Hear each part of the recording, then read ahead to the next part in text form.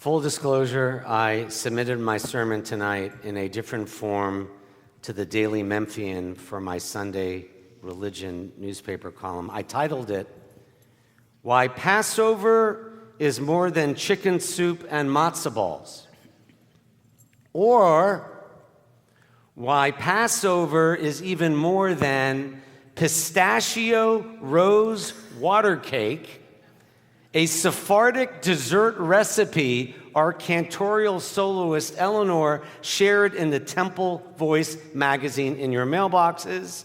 Can't wait to try that. For all the food and fun, though, Passover is more than a time for munching on matzah.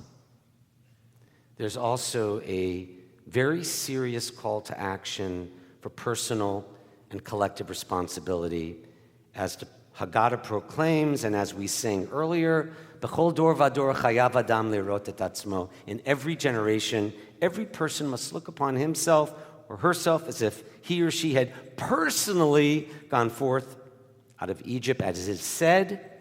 I'm quoting the Haggadah you're going to read tomorrow night. "And you shall tell your child on that day, saying, 'It's because of what the Lord did for me when I came out of Egypt.'"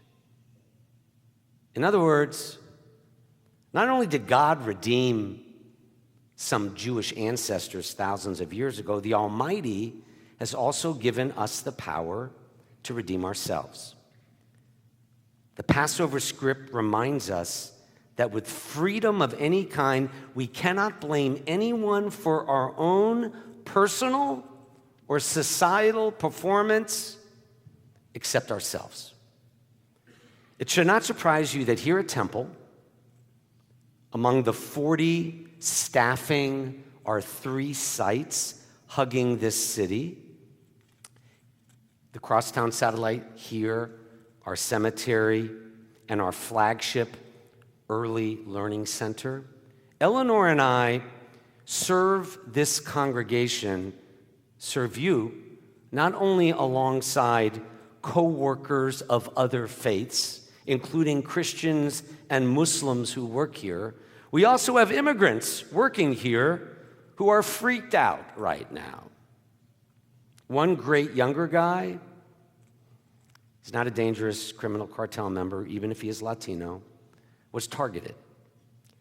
And like many employees in American businesses, this sweet guy who speaks broken English but works hard, contributes to American society, pays Social Security, adds vitality and life to the social fabric of Memphis and America.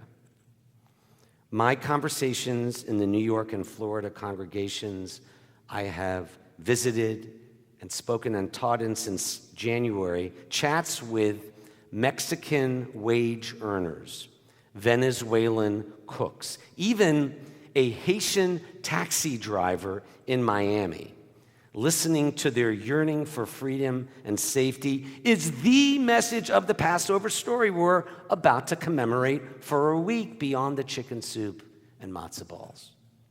Ancient Egypt, known as Mitzrayim in the Bible, means a narrow, confined place. And surprisingly, my recent exchanges with immigrants taking care of me around our crosstown satellite in Midtown Memphis, and the migrant construction workers rebuilding this East Memphis campus, and immigrant drivers shuttling me around as guest rabbi elsewhere, they've given me hope. Jose and Maria have taught me that despite their seemingly trapped condition in the face of fear, even they, the most vulnerable among us, feel that they have a choice. One immigrant put it this way to me: who we, the wrongly targeted, choose to be when presented with the opportunity to care about, stand with, speak up for, or give up something of ourselves as a simple act of humanity, that choice is up to us. What's often overlooked in the Torah, by the way, is that God does not begin the process of liberation from bondage. It was the enslaved Israelites in the land of Egypt who cried out in their distress, and only after did God respond. Human initiative began the process, and human action inspired by God through Moses, Aaron, and Miriam is what led to freedom from tyranny. Now, as our families and Jews worldwide celebrate freedom tomorrow night, many immigrant families of other faiths will go to bed in fear in Memphis. Before last week's monthly interfaith music and midrash show I do on First Tuesdays with colleagues at Crosstown Concourse called The Mystic, you're all invited, I see many of you go, one of many overlooked Memphis immigrants, the woman cleaning the bathrooms at Crosstown Concourse, expressed to me how the experience, by the way, I waited for her to finish. We were not in the bathroom at the same time. But she explained to me the experience of escaping from Venezuela to this land of freedom and how suddenly she feels precarious, uncertain, even terrified.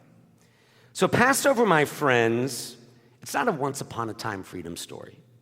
What happened once upon a time, as Heschel said, happens all the time, which is why our daily prayers include the hope that with God's help, not just that our Israeli hostages will please God, be released and set free, but that all children and adults whose nightmares come in the daytime find safety.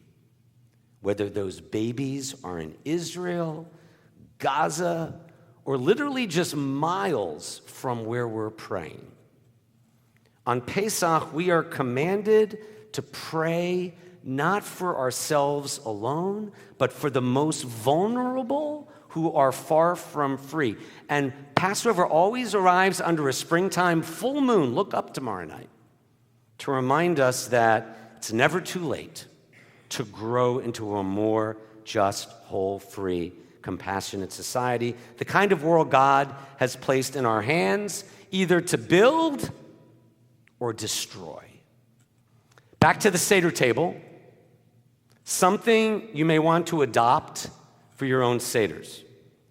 Among the most overlooked symbols is the 5th cup of wine or grape juice, known as Elijah's cup. It began, in case you didn't know, back in the 2nd century when the early rabbis were establishing the rituals of the Seder, and a disagreement arose as to whether there should be 4 cups of wine or 5. In case you did not know, the custom of drinking multiple cups of wine is derived from God's promises to the enslaved Israelites. 4 promises follow one another in rapid succession. I will free you, I will deliver you, I will redeem you, I will take you to be my people. And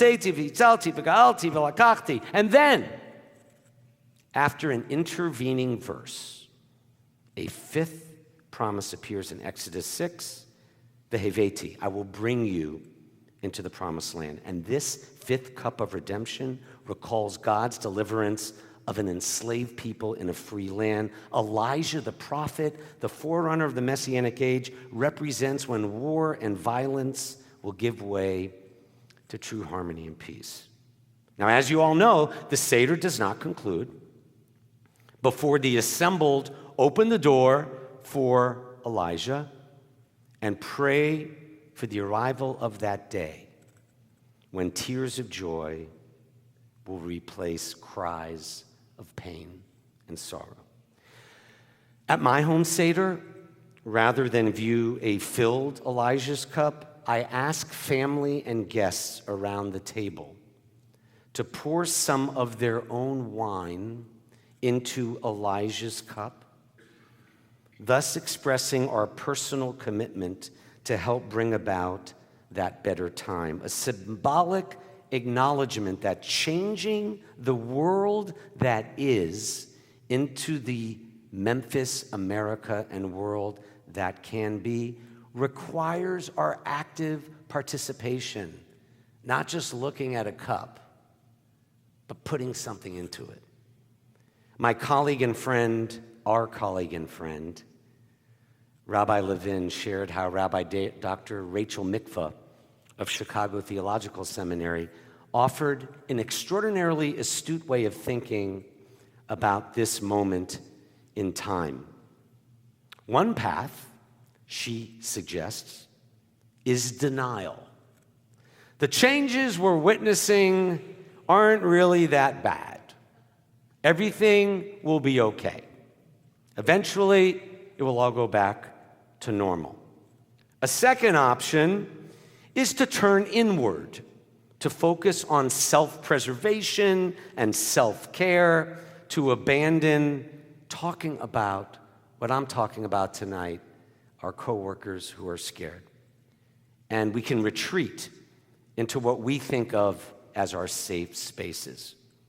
But a third option, she contends, is one where we continue as Jews to promote a vision of the world as it could be, as it should be. Jewish tradition taught us to build a society defined by sacred values and gave us a vision of what a world filled with goodness is supposed to look like. This is our moment, Rabbi Mikva says. What we do now matters. Uncertainty is a field of opportunity. If you're going to craft the American Jewish story going forward, what should it be? What will the future at its most brilliant look like? My dear friends, freedom is hollow and meaningless until and unless we accept responsibility individually and communally for assuring freedom for all in our midst.